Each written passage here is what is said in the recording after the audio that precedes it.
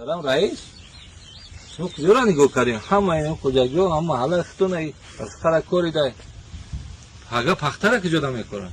این نوار از ناحیه وخش چند پیش به شبکه‌های اجتماعی راه یافت و سبب بحث زیاد گشت. شخصانی منصبدار از کشت یونچقه یا علف بیده ناراضی هستند.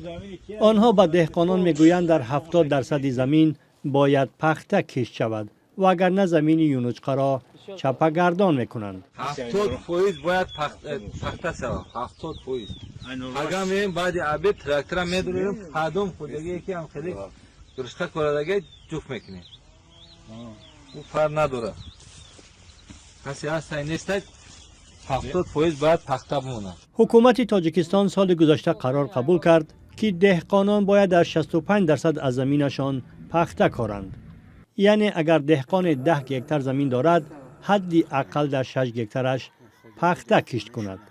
دهقانان از ناحیه همدانی نیز با فرستادن چند ویدیو به رادیوی آزادی از چپه‌گردان کردن کشت گندمشان شکایت کردند.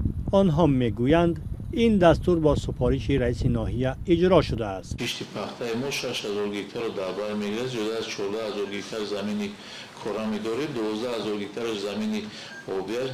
جدا از 12000 هکتار زمینی کرامی آبی است.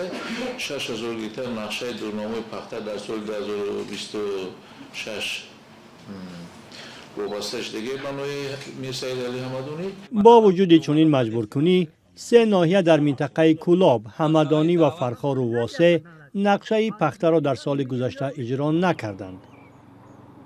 وزیر کشاورزی از تخریب کشت گندم در بعض شهر و ناحیه ها برای پخته کاری ناراضی است. می‌بینن که زمین ها بند است، بعد ضربه به دهقان، بازار دهقان رسونده.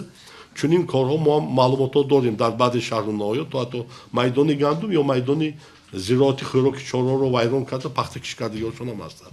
این فاکتور هم هست.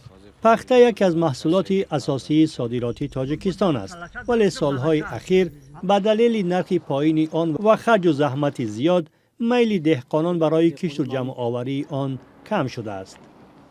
در عین زمان نظارت بر ساحه فروش پخته در کشور از جانب شرکت‌های نزدیک به حکومت منپاله شده، درآمد اصلی از فروش طلای سفید را آنها به دست می‌آورند. کشاورزان بیشتر به پرورش گندم و سبزیجات و خوراک چارواک خریداران زیاد دارند روی آوردند.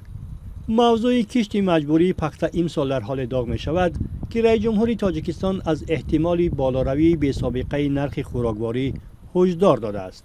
معلوم نیست اکنون مقامات به کشت گندم و زیرعت‌های دیگر توجه می کنند یا فشار را برای پخته کاری ادامه می دهند.